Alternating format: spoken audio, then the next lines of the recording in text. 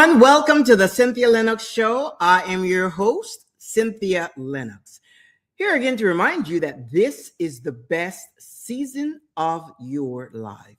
Now, you know that we are going through this journey of self-discovery.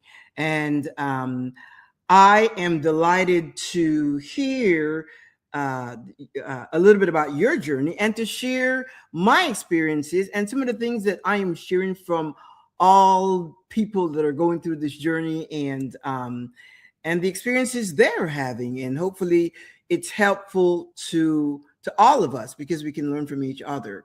Now, this journey of self-discovery also involve the whole concept of identity architecture, because that's what you're rebuilding as you discover the real you, the person that you really are, your authentic self. You're going to realize that a lot of the things that you subscribe to, a lot of the things that you entertain, a lot of the things that the thoughts and traditional thoughts and habits and patterns that you subscribe to are really not yours. They're not from you. They are inherited beliefs, inherited patterns, inherited traditional norms and conventional structures and things of that nature. And some of these do not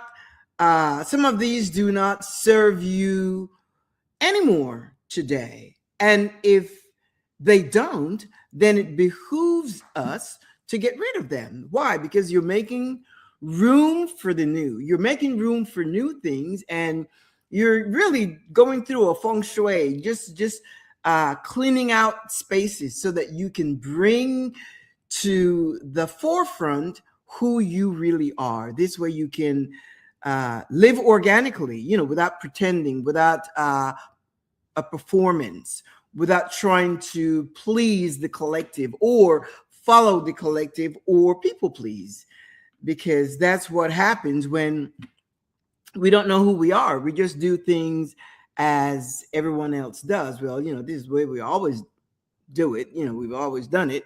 This is the way we do it. And you really don't have any substantial reasoning for a lot of things that you are engaged in. Now, one of the things that is important for you to decide when you are embarking on this journey.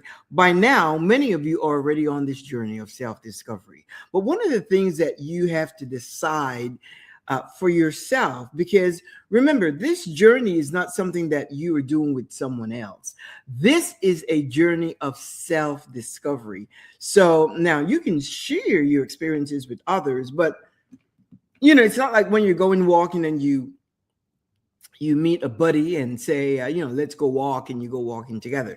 That's not how a journey of self-discovery. A journey of self-discovery is so personal because it has to do with your life, with your experiences, with your surrounding, your environment, your culture, the things that you have gone through, your family structure, your society, and all of that, the training that you have had, the patterns that's been introduced to you, and the habits that you have adhered to throughout the years. So it's not something that you share with someone else. You may have similarities, but the journey is strictly yours. One of the things that you're going to have to decide at some point is, what type of life do you want to live? You're going to have to decide that. Do you want to live a life in survival mode? Or do you want to live a life where you are thriving, where you are flourishing, where you are happy and in your space, your place of contentment, your space of peace?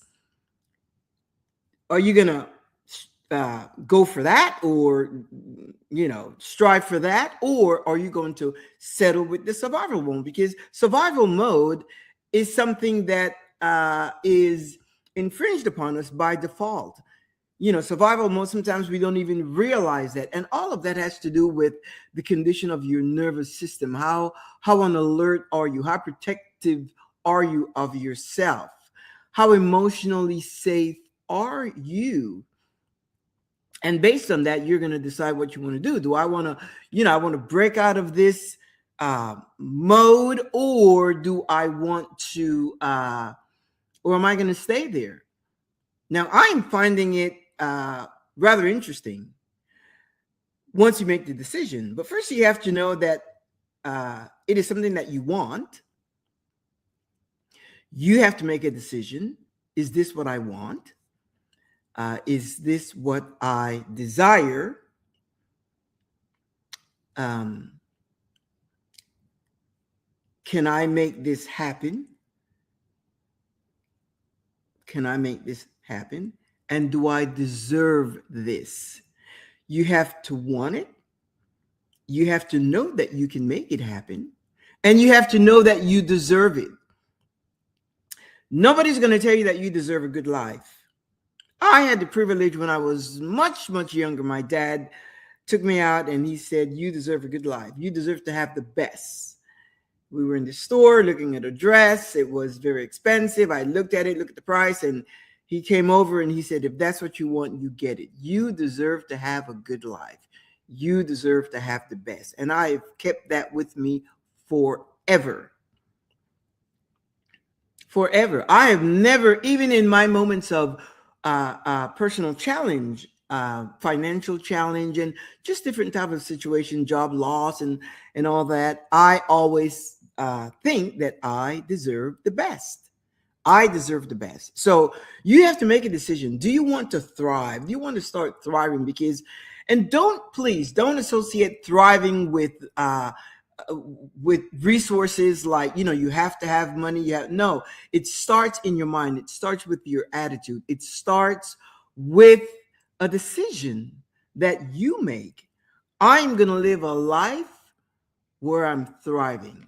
And it doesn't matter what situation you are. Once you decide that, and once you start thriving in your mind, then you will see that things will manifest to match up with those thoughts that you have settled in your subconscious mind. So, do you know that you deserve it? Do you know that you can have it? Decide on it. Know that you can have it. But then again, know that you deserve it. Because if you don't think you deserve it, then it doesn't matter how much you affirm, these affirmations. See, affirmations are okay, but that affirmations are just words. What you're looking to do is to record your messaging and your feeling into your subconscious mind, because that's what moves that engine, your subconscious. And then, it's manifested through your nervous system. How relaxed, how calm are you? Your nervous system is your command center. That's the command center. And you can, I'm always checking. I'm always tapping into my nervous system. When I feel a little unrest, I always try to find out why. I always try to do inventory and see, well, what was said, what was done, what was perceived, and I go through that to make sure that my nervous system remains regulated and not dysregulated. There's some things that accompany, how do you know your nervous system is regulated? Your nervous system is regulated. When you're calm, when you're curious, when you are compassionate, when you are creative, you have emotional safety, you are emotionally available and kind. Kind is not something you have to pretend or perform. It comes naturally, because you're relaxed.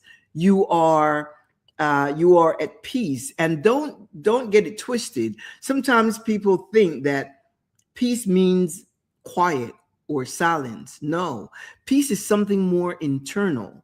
It's how is your nervous system operating? Is it agitated? Is it anxious? Then it doesn't matter how quiet you are, there's no peace. Peace is a regulated nervous system where you can think, where you can respond to situations, where you can give yourself, even emotionally, intimately. You are in a place where you can where you can surrender to situations. Why? Because your nervous system, the peace that you have that's manifesting throughout your life, it's because your nervous system is regulated. Now, if you have a nervous system that is, always on alert, fight or flight, protective, doesn't feel emotional safety, doesn't you're in a protective mode all the time, you're like on guard, all of that means a dysregulated nervous system. You're withdrawn, defensive, anxious, people pleasing. If you have a tendency to be a people pleaser, then your nervous system is not regulated. Why? Because you are tending to please others so that you can be liked. But once you know who you are, and once you know and love yourself,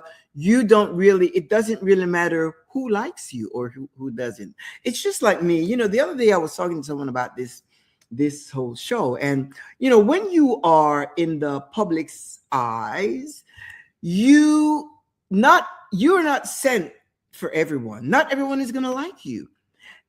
And you have to be okay with that. I have to be okay with that. This show is not for everyone, but that's okay.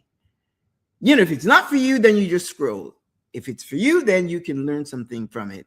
In my mind, I'm always thinking there are 8 billion people on Earth. And even if it's 1%, less than 1%, it's just so once you reckon with that, then you can move forward and not be concerned about who likes you, who favors you, who learns from you, who gleans from you. You don't have to worry about any of that. That's why when you're doing something that you like, something that you love, something that you are supposed to do, something that you really, comes natural from you and you're good at it and so forth, it's not work, and you're not shy, you're confident. And most of my time I spent researching and studying and learning and learning more so that I can help myself. And in helping myself, I share with you as well. And for those of you that drop me a note about how it's going with you, I do appreciate that.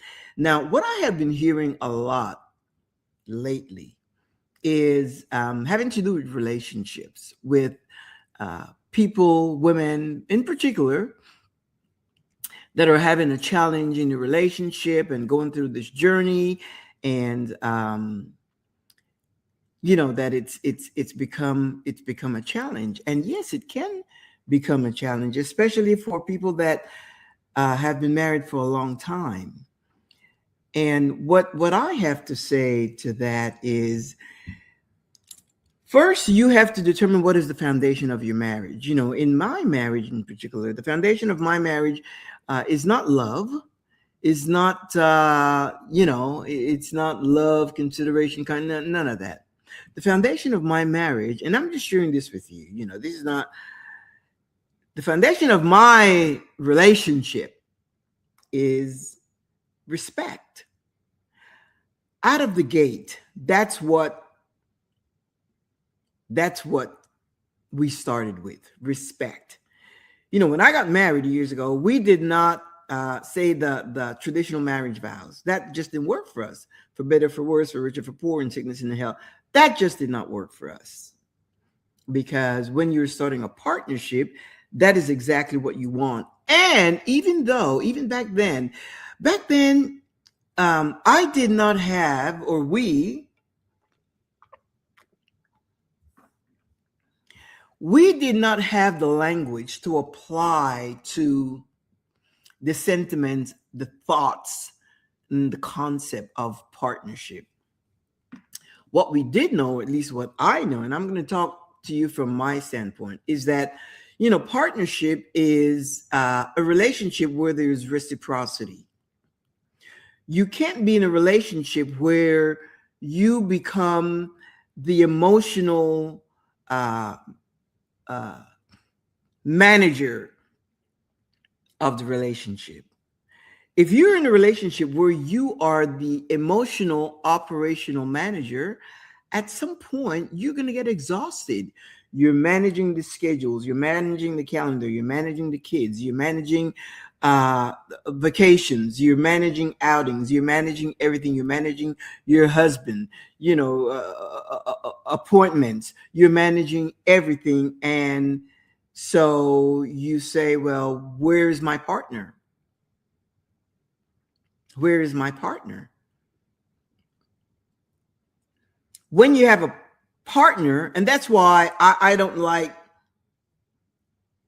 well, it doesn't work for me. When people say, uh,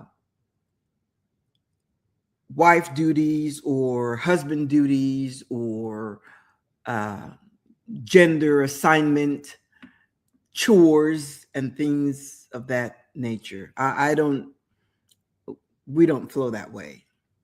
Why? Because if you're good at something, then you will excel doing that. If I'm good at something, then I will excel doing that. When it comes to technology and IT issues and so forth, that's my I'm good at that. That's my strength. And my husband takes advantage. Anytime he has a little hiccup in his situation, with his phone, he would say, well, let me check with my IT person. And he checks with me. And invariably I always get stuff resolved, because whenever there's a problem, in my mind there's a solution, and I can find it. When it comes to other chores, again, we are a partner, and that's the mindset that you have to have. Now, if you are, and of course, if you are, a couple that's been married for a long time, and it all depends on what generation you fall in, you may be approaching it with a traditional mindset. And that can be hard to change, because things have changed today. And if you're talking in terms of thriving in your relationship, you no longer want to be the operational manager of the emotional aspect of your relationship. You want a partner. You want reciprocity. You want to be able to sit and talk as partners, not as head and subordinate. And I know there's a mindset out there, especially the religious mind, because I was in that circle for a while. Not in my marriage, where we are thinking, the husband is the head of the household, and then God, husband, wife submit, and all that. All of that does not work for us. That doesn't work for me. I don't believe in this submit. We both submit to each other. And as a result, because of the way we think, our relationship is blessed because of that. I do not subscribe to that mindset. Now, if you subscribe to that mindset, then that's a little different. You can't have a partnership. Why? Because you're going to think that, when we have a situation that we have to make a decision, we make a decision as partners. Why? Because I may have a different take, or my husband may have a different take on the situation. I have a brain, and I can think critically, and I trust my ideas. I have strong opinions. I have good views, good perception, and so forth. And so does he. And if we reach at an impasse, if we reach to where we cannot agree, then of course there's always concession that you make. There's always, tweaking, modifying, and making a decision that suits the union, the unit, the union. But partnership, that's why I always talk in terms of partnership. Partnership does not need to have an operational manager for the emotional aspect of your relationship. No, why? Because both are contributing, and there is reciprocity. You have needs, and your partner has needs. And if you don't stay curious, one of the things that I always say, when you come home, I always talk about intentionality, to be intentional. And some people say, well, what's being intentional? Being intentional is being present. When you come home, if you've been out, check the temperature of the environment.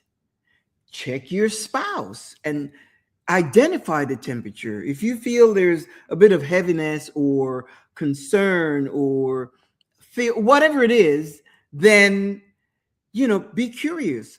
How was your day, sweetheart? What's on your mind? What are you thinking about? What's on your mind? Anything exciting happened today? Be curious whether you were out, you came back, or the person that's at home. If you notice the temperature changed a little bit, be curious about your relationship. Be curious about your partner. That's how you keep going, because why? You would know what the situation is. And if there's a conversation that needs to be had, you must have the conversation. If you don't have the conversation, it will keep regurgitating and keep coming up and not just having the conversation, but come to some kind of solution. Understanding why did this happen, or why do you feel this way, or what did I say or do to offend you, whatever it is. Partnership, that's how business become successful, because when there is partnership and you both can come into agreement about the outcome, then there will be success. But if one person is carrying a load and the other person avoids it, if your partner is avoiding that load or avoiding the deep conversations, that's the thing that I find fascinating. Most people avoid the deep conversations. And a lot of that is connected to your nervous system, so that you can be emotionally available to your partner. You have to clear that up. You have to get your nervous system back in gear so that you can respond, so that you can surrender, so that you can let your guard down, so that you can get rid of all anxiety and all protectiveness. Because let me tell you, your nervous system does not ask for permission to function. Your nervous system is regulated or guided. It's the capacity. It's your brain, your feelings, your thoughts. Your nervous system is governed by that, and it commands your body to respond to those things. So if you're feeling anxious, if you're feeling neglected, if you're feeling rejected or abandoned or not chosen, your body will respond to that. And when it comes to any kind of connection with your partner, whether it's intimacy or just affection or whatever, you will not connect. Your nervous system will tell you, no, something is not right. Something is not resolved. Something is not clear. We need clarity on that. Something is stuck. Something is in survival mode, and I need out. I need clarity. I need to know that my partner has clarity, has a clear understanding of this side of the operation and what's going on here. That's why you have intentionality is something, your presence, you have to be present. And it doesn't take, to be present is not to be physically present. Again, you come in, you read the room, you read the temperature, you scan quick, and why? Because what's this? Your partner, you want your partner to be happy. You want to do the things that's pleasing for the organization, for the unit, for the union. You want, if you want to thrive, you want both of you to thrive. You want the best for each other. You want both of you to thrive together. You want the relationship to flourish. You want the experiences to be just as pleasurable for both of you. So being present is also being curious. What do you think about this? Is this, isn't this fun? And then, then they will share with you their thoughts on it. When I say being curious, it's not just asking questions. With that comes truth, honesty, and reality. If you edit yourself, your delivery, whatever you have to share, if you edit it, modify it, change it, and justify things when you are communicating something about the organization, the partnership, the union, the unit, you and your partner. If you have to edit yourself, you're not getting truth from that. Because what's the reason to edit your delivery, whatever it is? To edit is to protect someone else's ego. Otherwise, if you can be honest without someone becoming defensive, if you can be open and honest with your partner and share truth and honesty, keep it real. Keep it real. Don't try to sugarcoat anything. Remember, you are not in your relationship 50-50. You're in your relationship 100% and 100%.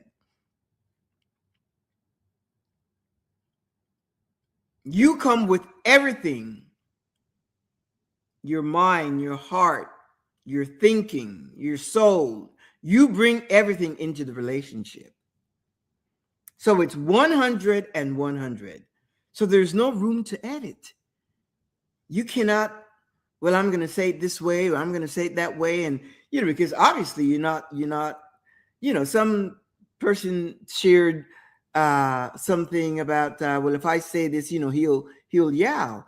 And, certain things certain behaviors I am not familiar with, because in my mind, I don't get that.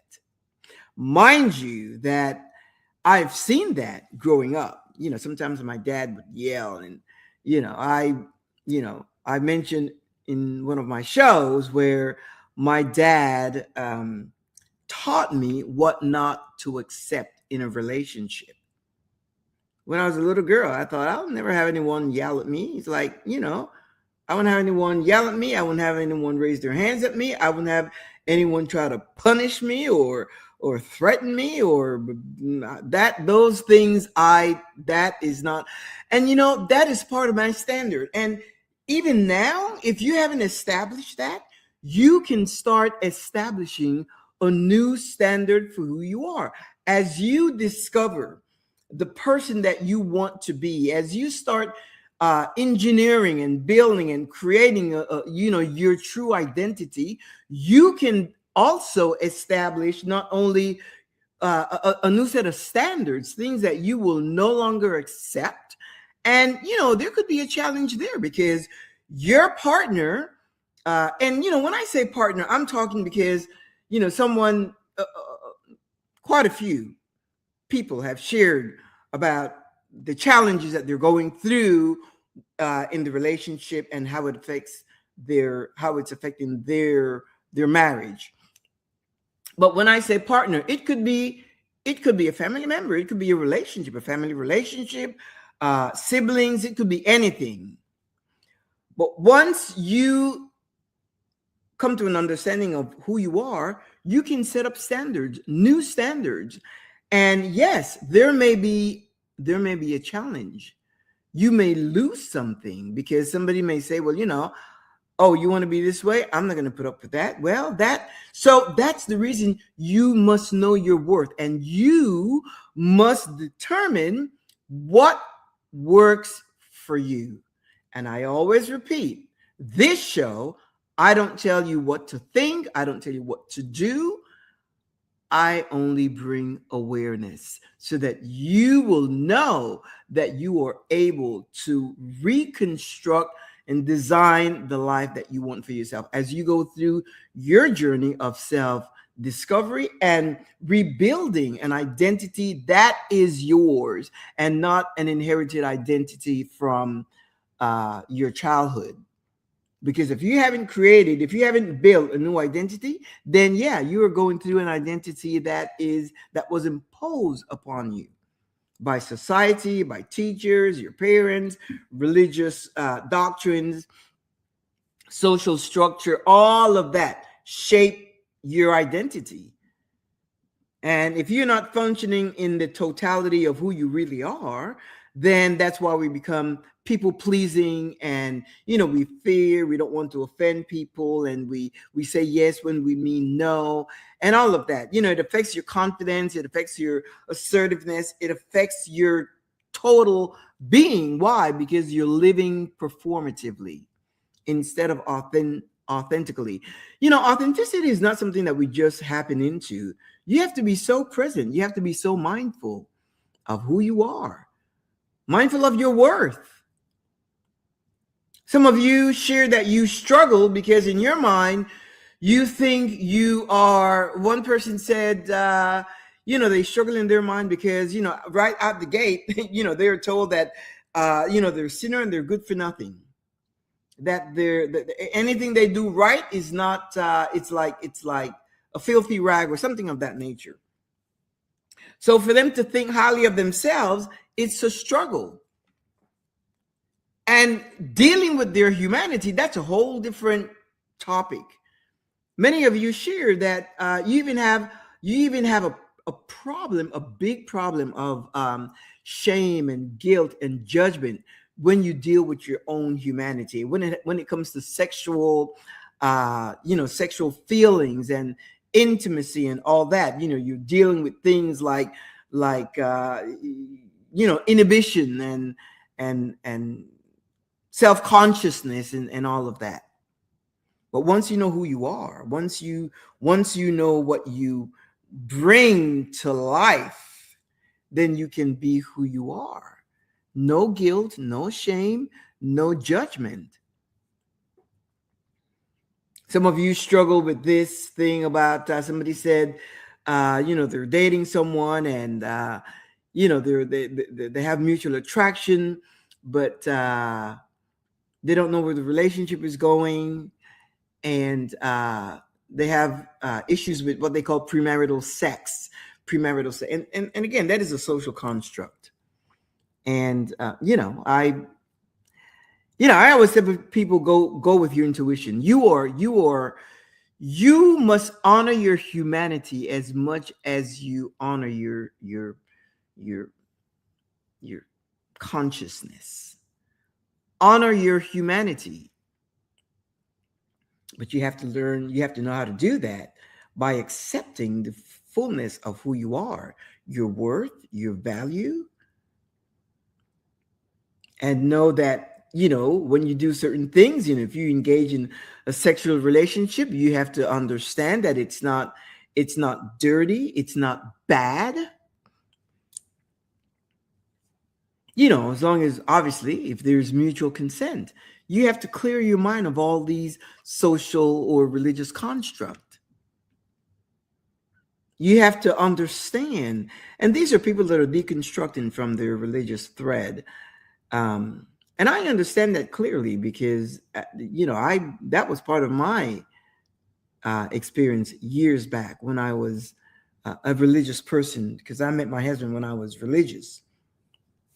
But then came a time when I started making decisions for myself. And, it's so beautiful because you really, once you get to know thyself, once you get to know who you are and love who you are, then things become clear in your mind. And one of the things that is so challenging to get, once you've been indoctrinated in certain things, you have to know that, there's no judgment, there's no shame. and you have to really reconstruct that programming. You have to change it. You have to change the database, because what goes into your subconscious, and for me, it was getting it into that thought process, getting it into my subconscious mind to know that I am okay. No guilt, no shame, no judgment in the choices that I made. So you're going to have to make choices again, but you want to make sure, because if you walk around with guilt, then you'll be anxious. Guilt, shame, you'll be depressed. You'll be depressed. So you have to determine what's going to work for you. What is going to work for you? I'm telling you, as I shared before, your nervous system is the command center of your life, and it's geared, it's programmed, it's triggered by your brains, your thoughts, and your body manifests the reaction. And to get you in an emotionally safe place, you have to have understanding, my friend.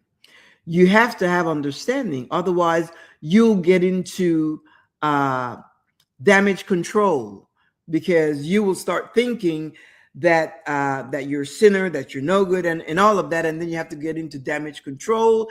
And this person shared that she said, I failed, but then I asked for forgiveness, and I failed, and I just keep falling and asking for forgiveness, and so forth. This person does not understand their humanity. Neither are you honoring your humanity. You have to honor your humanity. Just imagine. Just pause for a second and give it some thought. If you don't honor your humanity, then anything that you do with your thoughts, your feelings, and the things you do, you will always live in guilt, shame, criticism.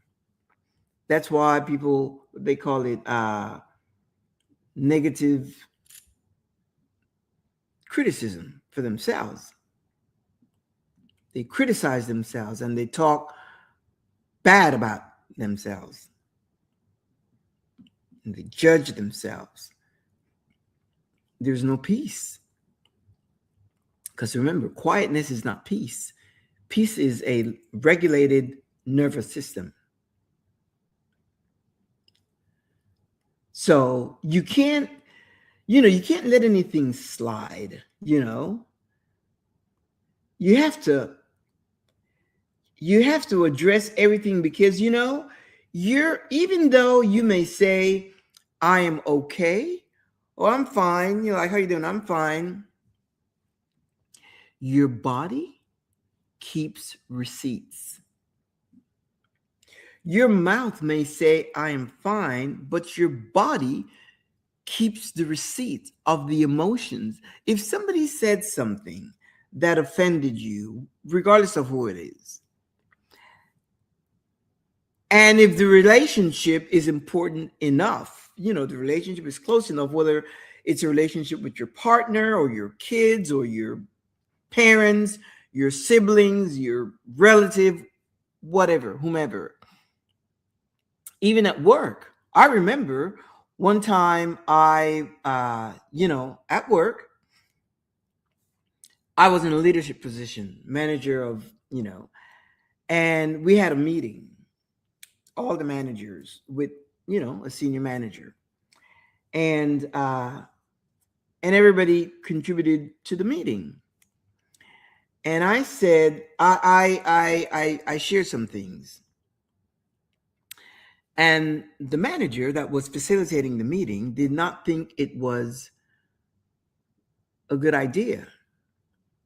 I'm okay with that, for that project. The way it was expressed or the way it was knocked down, it was it was pretty um, humiliating for me. Perhaps others didn't get it, but the way it was dismissed, it was so, because if you say, no, I don't think that's going to work with this project, I can understand that. But the way the delivery was, it was, I wouldn't even say humiliating, it was just dismissive. I'm telling you, in all my years of corporate America, that was the first time, and this was like a new manager, and and I thought, wow. So the next day, I sent an email, and I said, whenever you have a moment, I would like to chat with you. I just could not let go of it because if I did not address it, I would be resentful, and it would have probably affected my performance, and I would have carried that around and whatever. And they said yes. I said I'm even willing to kind of stay after certain time. I wanted to make sure that there was no rush, there was no hurry, there was no deadline, there was no someone, oh, I have a meeting following this. I wanted to make sure that we had all the time we needed to unwrap this, like at the end of business day. So I stayed. And I went into this person's office, and we were fine. And they had no idea what it had to do with. And I said, that meeting yesterday was very productive, and I'm glad that we, came up with something that's going to work for all, and it's going to be, innovative and so forth. And I said, when I offered my suggestion, I said I was thinking in these terms and blah blah, and I just kind of explained what I meant.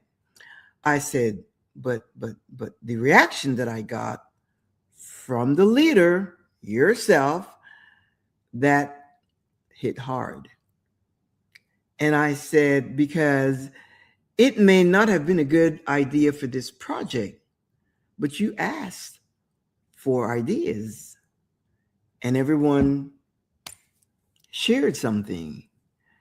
Well, they were aghast. They had no idea that their response was so dismissive, so almost derogatory. So they had no idea. They had no idea, because this is someone that respected me and liked me, and we worked well together. I don't know what happened in that meeting, but the point is, that is something, that is a real story. That is something that did happen. And they mentioned that, they were shocked when I came in there, and when I came up with this, they had no idea what I was going to talk about, because I didn't give them a heads up. I didn't want that. I didn't want that. But I genuinely believe that they really did not mean to be offensive. They did not mean to offend me with that behavior.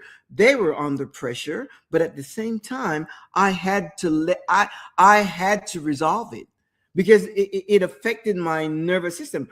As a matter of fact, I wanted to go and settle it that same day, but I was a little too triggered and too angry, that I thought, no, let me give it a day. And, from one day to the next, that's all I thought about. And I knew if I did not address that, it would have affected my performance. And I wasn't about to let that happen. So I addressed it. I addressed it with the manager, and once they understood what I meant and how it affected me, they knew that's just not the way, to speak to anyone, not just me, but I was just talking for myself.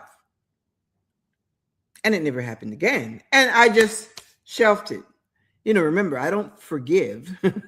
I address the situation, and I just but I didn't have to take it off the shelf again. Why? Because it was resolved. They understood the standards that I have, and that I am not someone that you can talk to any kind of way.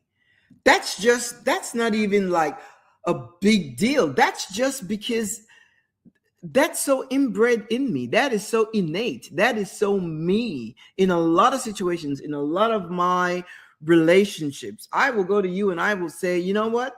That didn't set well. I do that. If I value the relationship, of course, this was in corporate America. So it's not like we were best friends or anything, but we had a relationship. We had business relationship, which was important for me because uh I had a great job, and I didn't want to jeopardize my job, my performance. I didn't want to jeopardize any of that. So I addressed that situation, and it turned out to be effective. And that's what you have to do with every situation. Otherwise, your nervous system is going to be dysregulated when it comes to different situations. And again, it's just now that I am learning how this all works, and I am putting language to it. But before, I didn't think about nervous system. I just knew that I was pissed. I just knew that I was not happy for someone to talk to me that way, or to treat me that way, or to address me that way. And I just knew that I had to resolve it. And I was confident enough that this wouldn't, jeopardize my position. And if it did, then oh well. But I had to address it. And the same thing happens in your relationship. You cannot be the operational manager of the state of the emotional aspect of your relationship. There has to be reciprocity. There has to be reciprocity. You are present, you're curious, you're mindful about your partner, and they are present and they are curious, always asking, how is it going? What are you thinking? What's on your mind? Or it doesn't even have to be that way. It doesn't have to be canned or programmed. No, it's like, today this and this happened. What do you think about this? Always stay engaged. Always stay engaged. It's funny. Over the weekend, my husband and I, we went out. We went out to a steakhouse, and I'm doing a lot of things with research. I'm just involved in a lot of things mentally and so forth. So we went out to dinner, and I was quiet. I was kind of low key, subdued, low key, and we had a drink. Well, they brought the drink. We do a signature toast, cheers to life. We always do that. And, they brought the food. We ate. And at one point he said, how comes you're so quiet? Why are you so quiet? Now, we were in a restaurant, and the thing that I would have discussed with him, that wasn't the place, because when I'm going to have a conversation or talk with someone, you need to check your ambiance so that you can have an effective conversation, whatever it is you're going to share or whatever, feedback. And if you're eating, that just wasn't the place for that. So most of the evening was like quiet. And that is so different for us, because whenever we go out, we always have something to talk about, about our lives, about current affairs. We always find something to talk about. So there's always an exchange. And that's why he said, you're quiet, are you okay? And I'm like, no, I'm good. I'm good. And that's all I said. And then I realized, after I realized, I thought, way back then, I could have thought, or he could have thought, well, I wonder what's wrong, or is everything all right, or whatever, or is there a problem? No. But then I realized that when you are thinking in terms of when you're thinking in terms of being organic and authentic and living your best life and all that, a moment of silence, if you will, just a quiet moment. Nothing, it doesn't have to be always extraordinary. This was like an ordinary moment. And then I had to come to understand, or to even conclude that, hey, we're good. I got my meal. I liked it, like what I ordered. And he was like, oh, this is so good. And, we exchanged that. But for the most part, as far as, the conversations we always engage in, that just didn't happen. And that was okay. I had to become okay with that. And he was okay with that. And we just, we finish, and then, of course, she comes back and offered dessert, and we, got a little bit of dessert, and that was it. And it was good. You have to know who you are, my friend. You have to know who you are. You have to know your standards, your values, your non-negotiables. You have to know all of that when you are managing because, if you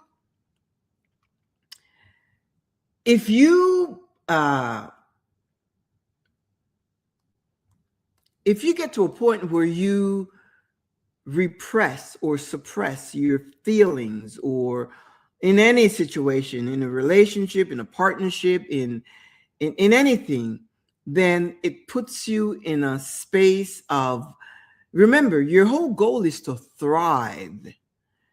And it would really subtract from that goal if you don't address situations and bring clarity to whatever it is that you need resolved in your life. This is a one person's journey. It involves a lot of other people, but what I am finding interesting is that I am discovering so much about me. I'm discovering so much about myself. And as that happens, I am seeing that I'm setting new standards, which is okay. New standards, because today's a new day. I remember when I think I shared before, I said to my husband, what made you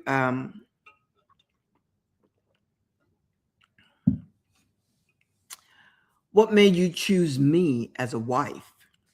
Because he waited. And he said, because you are a woman with standards. And I didn't think in those terms. Again, I didn't put language to all that. He said, because he had standards. And I thought, wow. And then you start thinking like what were they? Well, obviously, again, they were innate, things that I tolerated, things that I wouldn't accept. And that's just the way it is with me.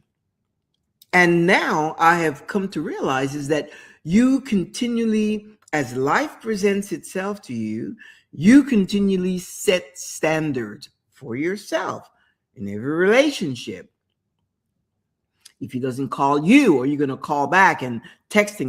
No. I mean, you can do whatever you want, but you set the standards for yourself. That's why in most cases you have to teach people how to address you, how to love you, how to deal with you, how to connect with you. Because people are people, and they'll just dish out whatever. And then if you don't know what your standards are, you're going to have the tendency to accept whatever. Again, to keep the relationship flowing, you become the emotional manager of your relationship, or you become a people pleaser at the expense of your own peace, at the expense of your own calmness and tranquility, and you being relaxed and at peace at your expense.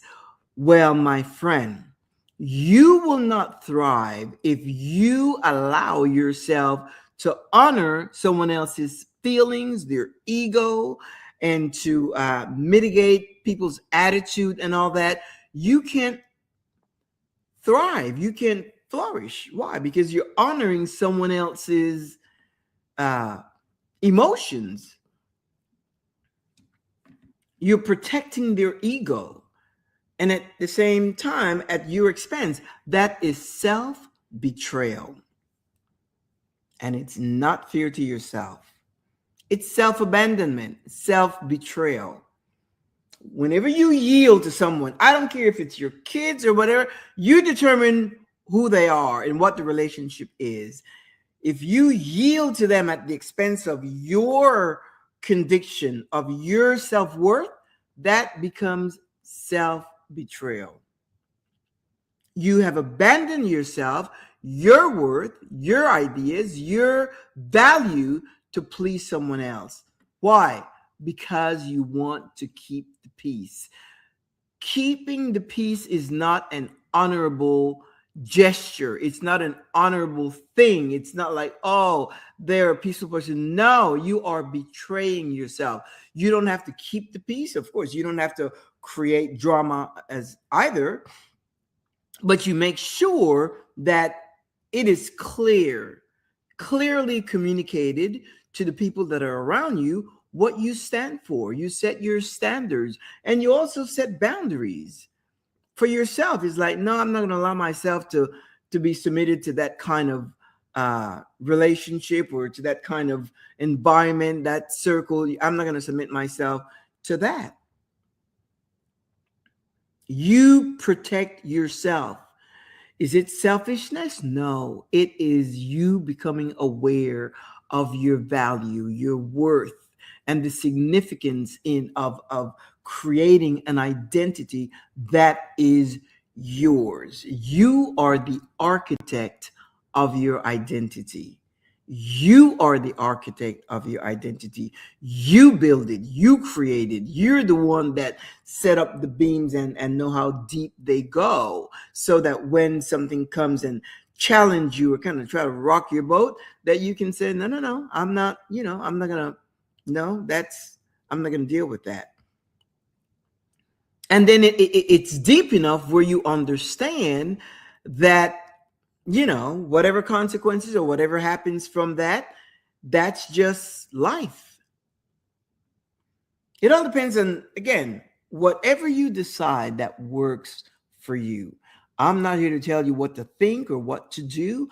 I am here to bring awareness to you that you are a magnificent creative being, and you have the ability to be, well, you are the architect of your identity. We meet here every Thursday, 2 p.m. Central Standard Time. And if you can't join me for some reason or another, look at the icons down here. And that is Facebook, YouTube, and LinkedIn. You can pick up the feed on those platforms 24/7. If you need to drop me a note, the email is right here, info@thecynthialinoxshow.com. Share whatever you have to share with me, and I will either share from that, or if there's something in particular you want me to address, I will do that as well. Why? Because it helps us all. It helps us, and of course, when you share it, it's private and it's confidential, and it's your situation. It's not something that we're going to reveal publicly, but the experience is something that can help all of us. So when I share, it's about the experience, it's not about the person. So anyway, we have a long weekend coming up, and a holiday weekend coming up, and whatever plans you have, just be safe.